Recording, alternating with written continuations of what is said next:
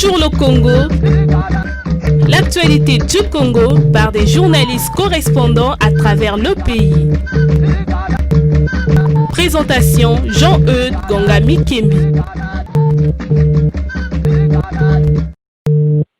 Chers auditeurs, bonjour, bonsoir selon l'heure à laquelle vous nous écoutez sur les radios partenaires et sur le site www.groupecongomedia.com à travers lequel vous êtes de plus en plus nombreux à nous suivre au Congo et sur le continent africain et à nous écrire. Merci de votre fidélité. Vous êtes à l'écoute de la radio citoyenne des jeunes 98.6 FM. Bonjour le Congo.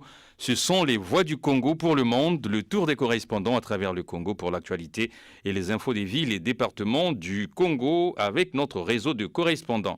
Aujourd'hui, une émission consacrée à la pandémie du VIH-Sida dont la journée internationale de lutte contre a été célébrée le 1er décembre dernier avec nos correspondants. Nous verrons la situation actuelle dans différentes villes congolaises en ce qui concerne l'accès au traitement, l'usage du préservatif en milieu jeune, la prévention de la transmission de la mère à l'enfant, la PTME, ou encore le regard culturel sur les malades. Pour ouvrir cette émission, nous faisons l'honneur à Divine Kouka de Radio Béni à Ouesso, puisqu'il s'agit ici de sa première intervention dans l'émission Bonjour le Congo. Alors Divine, bonjour. Dites-nous, est-ce que à Ouesso, l'usage du préservatif comme moyen de lutte est développé en milieu des jeunes ? Pas vraiment. L'usage du préservatif n'est pas trop fréquent. Un jeune sur trois avoue ne pas aimer le préservatif, ce qui veut dire que la prévention en milieu jeune reste un point très sensible. Et le taux de prévalence à Ouesso, est-ce qu'il est en recul ou en stagnation ou encore en hausse ? C'est en hausse. Le taux de prévalence de la maladie est en hausse. Le département de la Sangha est l'un des départements les plus touchés avec une séroprévalence de 4,0%. Divine, vous restez avec nous pour nous dire qu'est-ce qu'il en est de l'accès au traitement par les personnes malades. Est-ce qu'ils sont toujours disponibles, les traitements, ou bien quelques difficultés d'accès sont signalées au niveau de Ouesso ? Le département de la Sangha est l'un des rares départements du Congo qui n'a plus jamais enregistré de rupture d'ARV depuis 2010. Le PNLS et l'UDLS activent en rendant disponibles les ARV et les cotis afin que les malades puissent demeurer observants. Il faut ajouter le département de la Sangha bénéficie des fonds de soutien de différents projets sur le VIH. Il existe même un centre de prise en charge psychologique des personnes vivant avec le VIH-Sida, dite Bomoïweso. Le psychologue est là pour préparer les victimes du VIH moralement. Il existe un groupe qu'on appelle les APS qui sont là à la recherche des perdus de vue. Lorsqu'ils constatent que le malade ou la malade ne suit plus son traitement, on délègue des APS d'aller jusqu'au malade et les ramener à un traitement. Venons-en maintenant à la prévention divine de la transmission de la maladie de la mère à l'enfant, donc de la femme enceinte au fœtus, la PTME. Est-ce que des progrès ont été réalisés dans ce sens ? Qu'est-ce qui se fait à Ouesso dans ce sens ? En ce qui concerne la PTME, le département de la Sangha utilise la toute dernière génération des intrants afin de rendre fiables les résultats de tests à VIH pour les nouveau-nés et les nourrissons. Le laboratoire de l'hôpital de base de Ouesso possède la PCR qui permet de dépister efficacement les enfants de 0 à 18 mois. Et la transmission de la mère à l'enfant ou la contamination verticale est l'une des batailles qui apporte ses fruits avec le programme de la PTME, prévention de la transmission de la mère à l'enfant. Chaque année, plusieurs enfants, grâce au programme PTME, naissent sans être contaminés ou infectés à travers le savoir-faire des sages-femmes et des médecins prescripteurs qui protègent la mère le long de sa grossesse jusqu'à l'accouchement afin de permettre à l'enfant de venir au monde sans être infecté par le VIH. Dernière question divine, dites-nous si les malades font l'objet d'un regard particulier inspiré par des considérations culturelles. Y a-t-il encore à l'heure actuelle une stigmatisation des malades à Ouesso ? Le sida est considéré comme une punition de Dieu, une maladie mystique causée par les sorciers, la conséquence d'une vie d'infidélité par certains, mais d'autres personnes pensent que le sida est une maladie comme tout autre qui peut toucher les enfants, les jeunes comme les vieux, et cela si on ne prend pas soin de se protéger selon les règles de lutte contre le sida. Merci Divine Kouka. En tout cas, toute l'équipe de Bonjour le Congo souhaite la bienvenue à la radio Béni Dowesso pour laquelle vous travaillez et à vous-même à la semaine prochaine pour d'autres informations. Nous mettons à présent le cap sur la ville d'Imfondo. Nous avons Serge Botonga. Serge, quelle est la situation du VIH-Sida dans le département de la Likwala et à Imfondo, sa capitale? Dites-nous aussi si l'usage du préservatif comme moyen de lutte est développé en milieu de jeunes à Imfondo. Alors, d'abord, il faut dire que 1,9% et 3%, ce sont les taux de prévalence du VIH-Sida, effectivement à Imfondo et dans le département de la Likwala. Des chiffres qu'il faut prendre avec des pincettes vu le faible peuplement de la localité. Car la réalité pourrait révéler un nombre élevé de contaminations compte tenu de l'afflux des populations des pays voisins, tenant compte de l'affluence des populations des pays voisins qui ont trouvé refuge dans le département de la Likwala. Alors, quels que soient ces chiffres, une chose est sûre, c'est que le VIH continue de circuler à travers les hommes et les femmes de la Likwala. Aussi, la critique PAF, préservatif, abstinence et fidélité devrait figurer dans l'ensemble des réactions observables par chaque individu.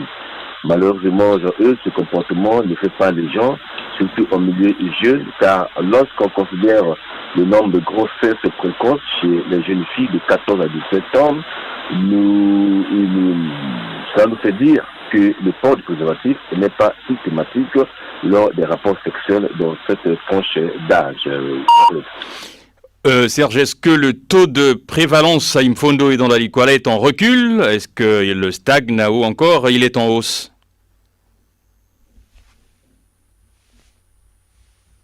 Depuis 2013, l'UDLS n'est plus présente dans notre département et les activités de sensibilisation ne sont plus donc réalisées depuis 2013. Donc, il n'y a aucune enquête encore qui a été réalisée concrètement pour savoir si le taux est en baisse, en stagnation ou encore en hausse. Mais je crois qu'il doit être en hausse certainement. Troisième question, Serge, qu'en est-il de l'accès des malades aux médicaments dans le département de la Likwala et à Imfondo principalement? Sont-ils toujours disponibles ces médicaments ou bien quelques difficultés d'accès? Alors, l'accès aux antirétroviraux est conditionné par l'approvisionnement des centres ambulatoires. Or, ceux-ci sont en rupture de stock permanente. À entendre le coordinateur du pont focal départemental, le VIH-Sida, l'assistant gestionnaire d'identité. Son organe n'a reçu aucun lot depuis quelques temps. À peine il y a 1 ou 2 mois qu'un petit lot est arrivé de réactifs et de tests depuis le début de l'année. Alors, les risques pour les PVH, personnes vivant avec le VIH, c'est le développement des maladies opportunistes qui pourraient précipiter le trépassement de ceux-ci. Jean-Hugues, la rupture endémique, si on peut le dire, des ARV empêche de passer de la prévention à l'éradication même de la transmission de la mère à l'enfant, qui actuellement est l'objectif final de l'OMS qui voudrait atteindre. Néanmoins, il faut dire que la file active, c'est-à-dire le nombre total de personnes vivant avec le VIH qui suivent un traitement ARV dans les CPA du Fondo, de Dongo et de Détour, de plus de 700 personnes au troisième trimestre 2016. Serge, vous avez évoqué en passant la PTME, mais revenons-en, la prévention de la transmission de la mère à l'enfant, la PTME, comment est-ce qu'elle se déroule au niveau du département de la Likwala? Qu'est-ce qui se fait dans ce sens? Alors, Jean-Aude, quant à la prévention de la transmission du VIH-Sida de la mère à l'enfant, la sage-femme Clémentine Motando Mavungu, major de la maternité de l'hôpital de base du Fondo, qui nous a reçus à son bureau, le counseling des femmes enceintes qui viennent à la CPN, consultation prénatale, est systématique.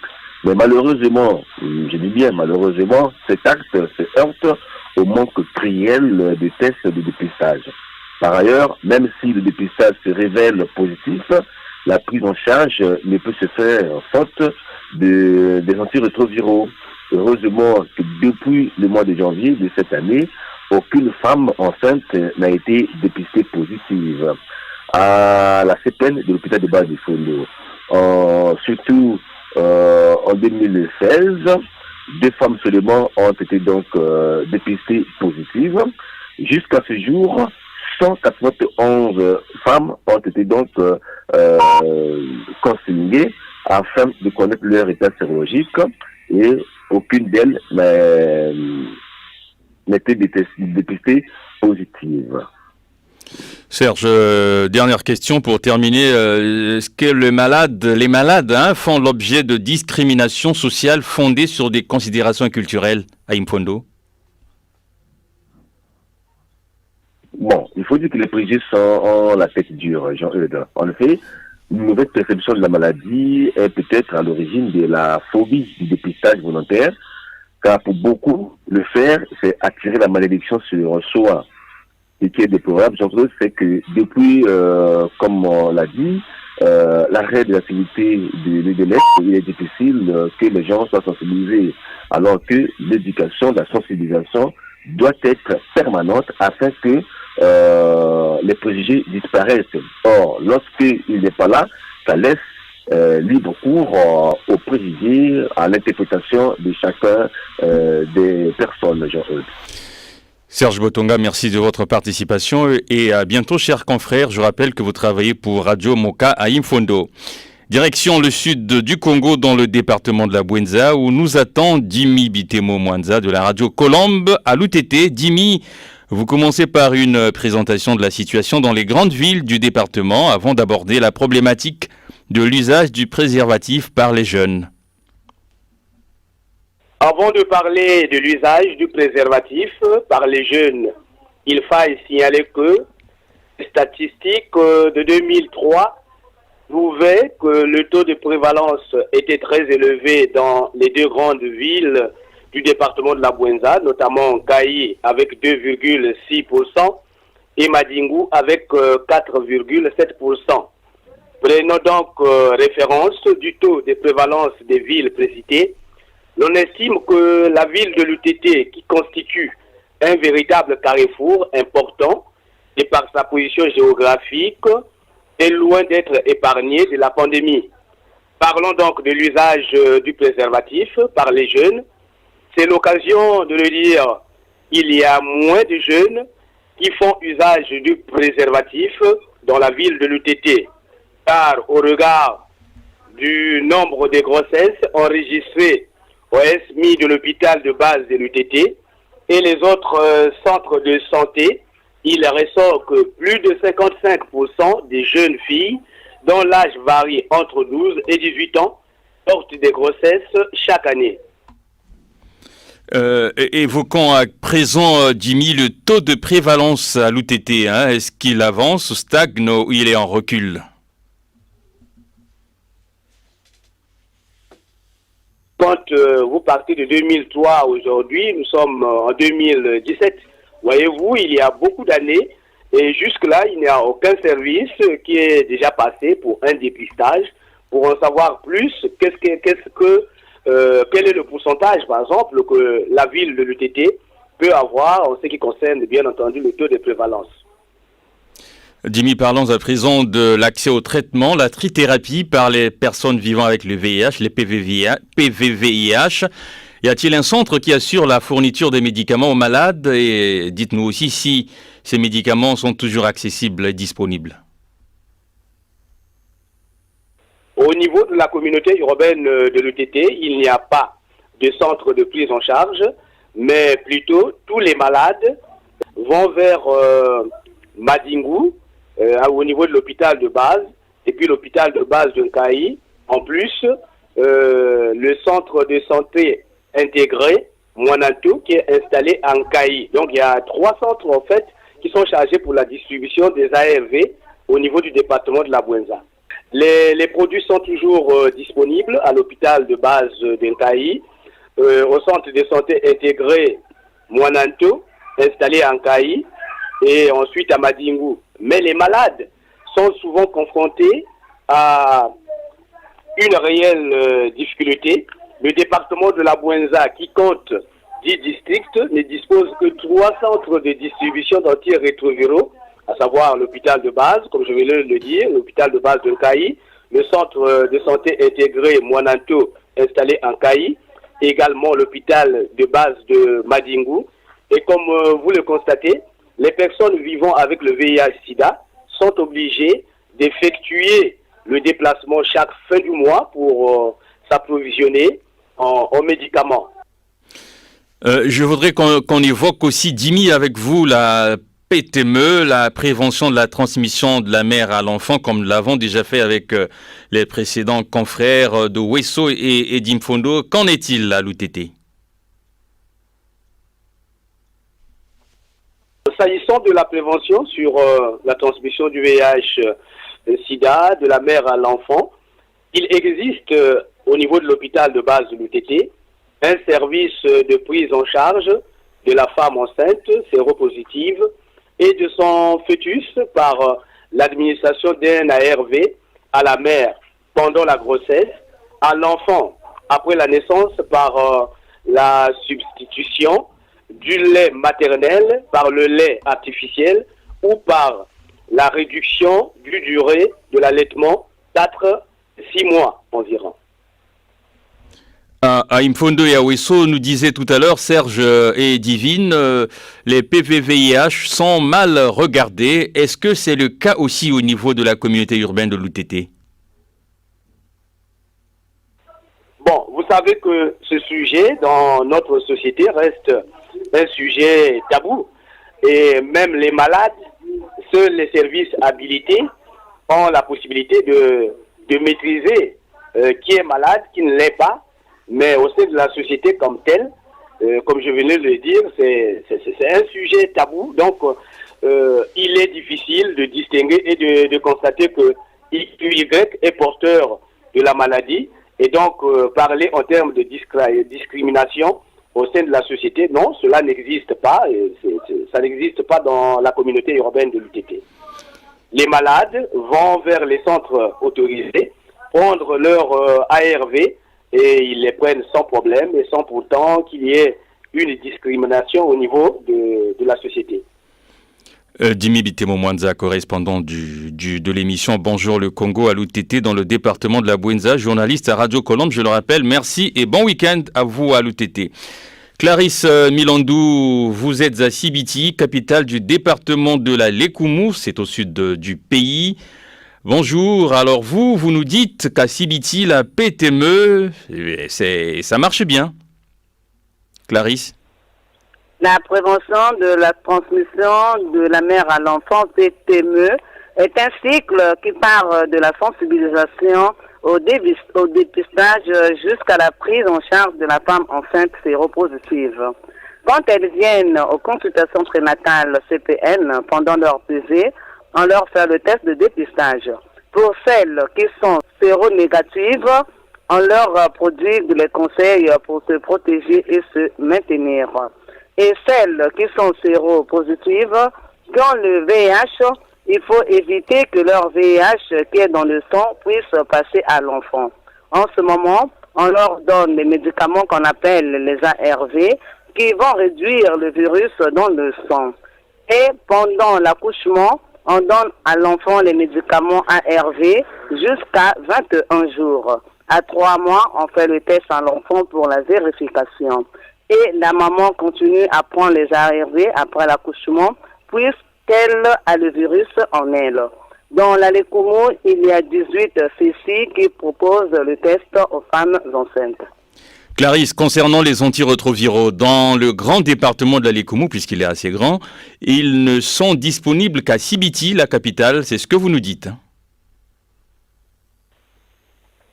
Bon, l'accès aux ARV par les malades sont disponibles, mais seulement à Sibiti, à l'hôpital de référence, dans tout le département de la Lékoumou.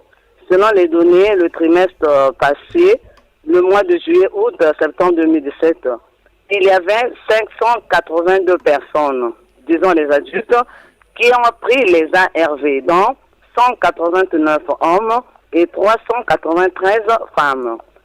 En ce qui concerne les enfants, ils étaient au nombre de 41, 19 garçons et 22 filles, dont l'âge varie de 0 à 14 ans. La difficulté est que les ARV ne sont pas décentralisés. Il faut que ça soit disponible partout, dans tous les départements de la Lékoumou.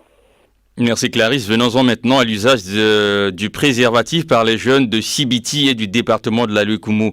Est-ce qu'il y a un engouement qui est noté autour de cet usage?